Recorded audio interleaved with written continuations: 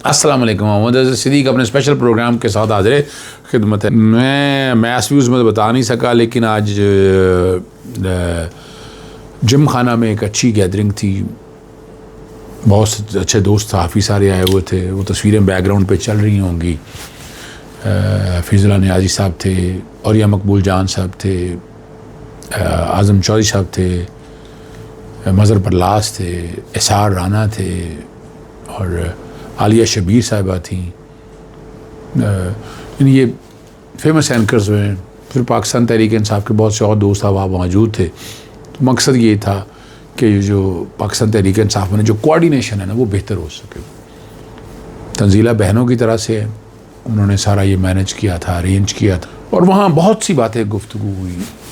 यानी फिज़ुल्लाह नियाज़ी साहब गुफ्तगू करते हैं, उन्होंने बड़ी वजाहत के साथ एक बात कही कि पाकिस्तान में एस्टैब्लिशमेंट इतनी ताकतवर है कि इसको कुछ नहीं कर सकते।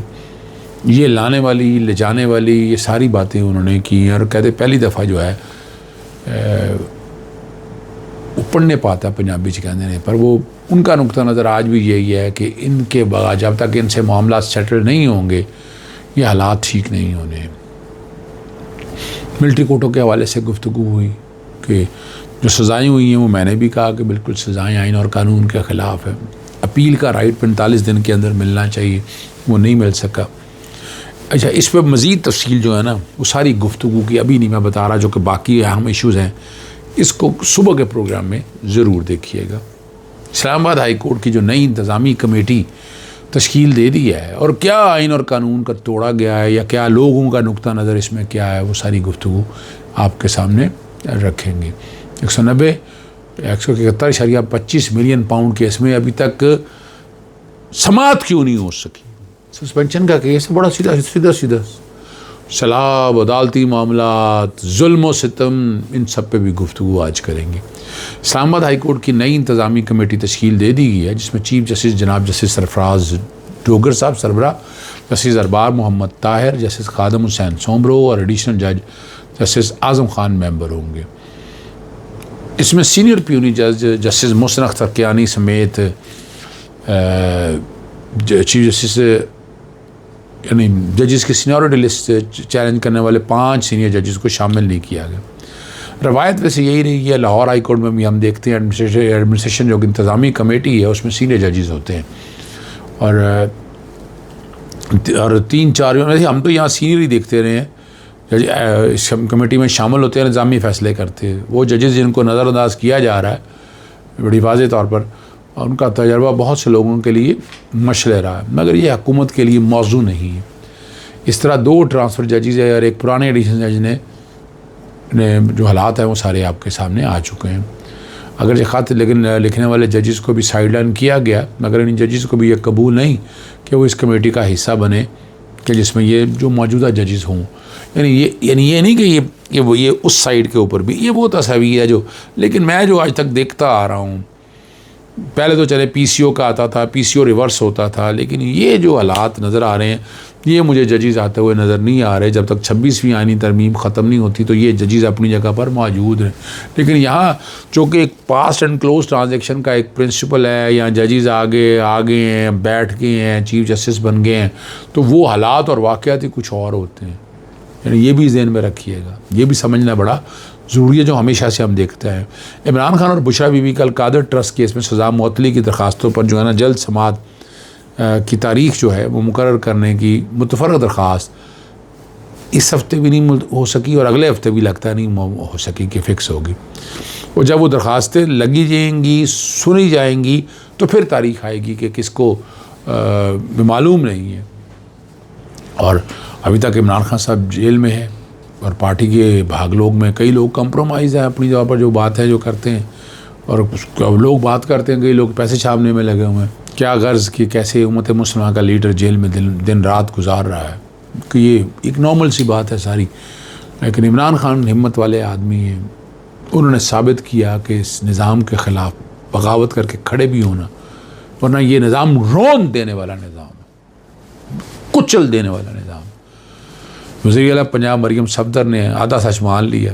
वो प्रोविंशियल डिज़ास्टर मैनेजमेंट अथॉरिटी के दफ्तर में गई, वो वो कहते मेरे लिए तसल्ली बख्श है कि बारिशों और सैलाब के दौरान पंजाब में हुकूमत की नाअहली या गफलत की वजह से कोई मौत नहीं। अच्छा, इतना तो मान लिया कि गफलतें हुई या मौतें हुई, लेकिन क्या मैतों पर भी झूठ बोलना पड़ता है कुर्सी के लिए? चले, पंजाब भर में मानसून की बारिशों में पेश आने वाले हादसों में अब तक कुछ 100 से ज़्यादा 110 के अफराद के जाम हक होने की बातें कही जा रही हैं। 750 से ज़्यादा ज़ख्मी होने की आ रही हैं, और कई एक नौजवान गालिबन बिजली का करंट लगने से भी फौत हो गया। अब ये देखिए कुदरती आफात है, मैं भी इसमें ये नहीं कहता, लेकिन एक बात है, जब ये जो है ना सैलाब और ज़लज़ले, ये खुदा का कहर भी होता है एक तरह से, ये भी समझना है। और हुकूमत वक्त जब ऐसी हो तो फिर ये हाल भी होता है। जब जालिम बैठा हो, जब जुल्म का साथ देने वाला बैठा हो, तो फिर ये एक्सपेक्ट करें इन चीज़ों को। ये समझना ज़रूरी है आप लोगों के लिए। नहीं समझेंगे तो आपको आसानी नहीं आएगी इस बात। अहमद वली ने अली अमीन और सरफराज बुखरी को एक जैसा लीडर करार दे दिया, और अली अमीन गंडापुर PTI का नहीं है बल्कि आज़ाद हसीयत में वज़ीर आला ने जमहूरियत के मुँह पर एक थप्पड़ है, ये बालफ्स वो कहते हैं। सरफराज बुखरी भी गंडापुर की तरह एक कल आज़ाद था और आज पीपल्स पार्टी में, और कल फिर आज़ाद हो जाएगा। तो बहरहाल ये जिनके हैं उनके तो हैं ना यार, ये सरफराज बुखरी साहब, ये तो बात बड़ी वाज़ेह है।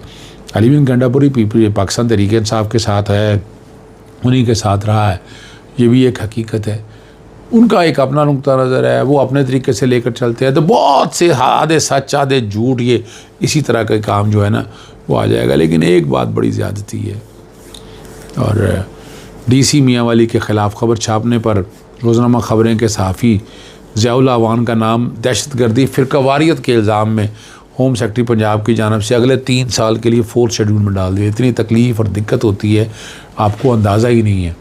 और इस नोटिफिकेशन के मुताबिक ज़िया अवान से अच्छे रवैये की ज़मानत के तौर पर 5 लाख का बॉन्ड लिया जाएगा। हर महीने मुतलका थाने में हाज़िरी, बगैर इजाज़त कहीं नहीं जा सकते, बताई गई जगहों पर तो बिल्कुल नहीं जा सकते। कानून के मुताबिक होम डिपार्टमेंट का सामने इस फैसले के खिलाफ अपील को मुस्तरद कर दिया गया, और जिस पर ज़ियाउल अवान ने हाईकोर्ट रावलपिंडी बेंच से रुजू किया था, और अदालत ने होम डिपार्टमेंट का अपील मुस्तरद करने का फ़ैसला ख़त्म करके अपील का हक बहाल कर। और ये मजाक है, कोई पूछने वाला नहीं है यहाँ। बता दें मुझे आपके सामने जो जुल्म और ये ज़्यादतियाँ हो रही हैं, कोई पूछने वाला तो बता दीजिएगा। और उन्होंने दुनिया ने एक ख़बर दी है, उस पर आप बता सकेंगे मुझे कि मुल्क की तरक्की में पहली बार कपास की दरामदाद मुकामी पैदावार से बढ़ गई। वो कहते हैं माली साल 2025 के दौरान 4.2 अरब डॉलर मालियत की कपास और उससे तो मुतलका मसनूआत दरामद की गई, जो गुज़श्ता साल माली साल से 61% जो है ज़्यादा है।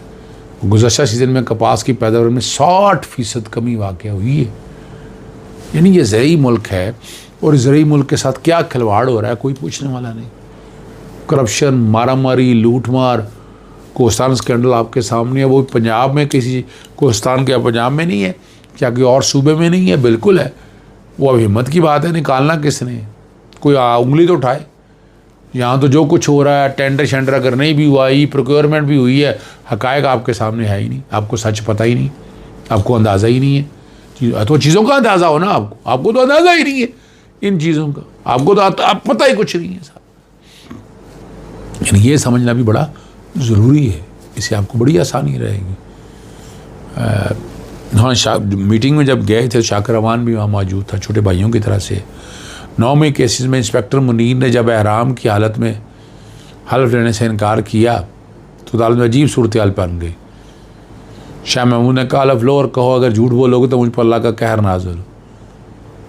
इंस्पेक्टर मुनीर खानागाह में मौजूद थे, ज़बान लड़खड़ा रही थी। वो कैसे कहते अगर झूठ बोलूँ तो खुदा का कहर नाज़िल हो।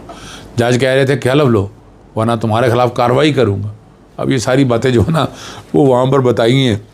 अब क्या कहें हम आपके सामने, बड़ा मुश्किल हालात है, दिक्कतें हैं, मुसीबतें हैं, मुश्किलें हैं, क्या कहें आपको। ये निज़ाम ही कुछ इस तरह का है, इस निज़ाम के ख़िलाफ़ क्या कहें हम।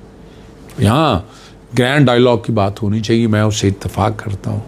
और आज सुबह के प्रोग्राम में मैं ज़रूर उस पर बात करूँगा कि जहाँ बैठ के जब सब सहाफ़ी दोस्त साहब आप बैठे हुए थे तो क्या क्या बातें हुई और क्या क्या कहा गया कि इसको कैसे बेहतर किया जा सकता।